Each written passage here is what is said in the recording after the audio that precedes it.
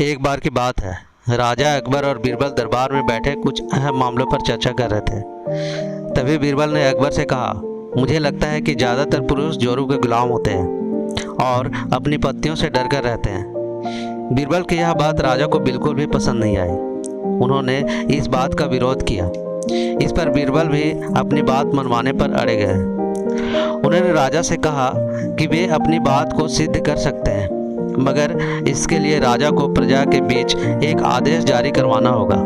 वह आदेश यह था कि जिस पुरुष के अपनी पत्नी से डरने की बात सामने आएगी, उसे दरबार में एक मुर्गी जमा करवानी होगी। राजा बीरबल की इस बात पर तैयार हो गए। अगले ही दिन प्रजा के बीच आदेश करवाया गया कि अगर यह बात सिद्ध हो जाती है कि कोई पुरुष अपनी पत्नी से डरता है तो उसे दरबार में आकर बीरबल के पास एक मुर्गी जमा करवानी होगी। फिर क्या था, देखते ही देखते बीरबल के पास ढेरों मुर्गियां इकट्ठी हो गई और सैकड़ों मुर्गियां महल के बीच बगीचे में घूमने लगी। अब बीरबल राजा के पास पहुंचे और बोले, महाराज, महल में इतनी मुर्गियां इकट्ठी हो गई है कि आप एक मुर्गी खाना खोल सकते हैं, इसलिए अब आप इस आदेश को वापस ले सकते हैं।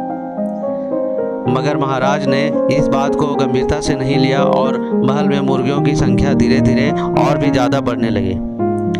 इतनी अधिक मुर्गियां महल में जमा हो जाने के बाद भी अब राजा अकबर बीरबल की बात से सहमत नहीं हुए। तो बीरबल ने अपनी बात सिद्ध करने के लिए एक नया उपाय निकाला। एक दिन बीरबल राजा के पास गए और बोले, महाराज, मैंने सुना है कि पड़ोस के राज्य में एक बहुत ही खूबसूरत राजकुमारी रहती है।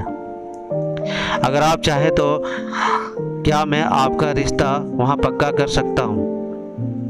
यह सुनते ही राजा चौंक उठे और बोले, बीरबल, तुम ये कैसी बात कर रहे हो?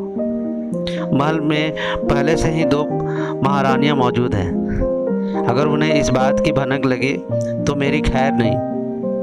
यह सुनकर बीरबल ने तपाक से जवाब दिया, चलिए महाराज, फिर तो आप भी मेरे पास 2 मुर्गियां जमा करा लीजिए।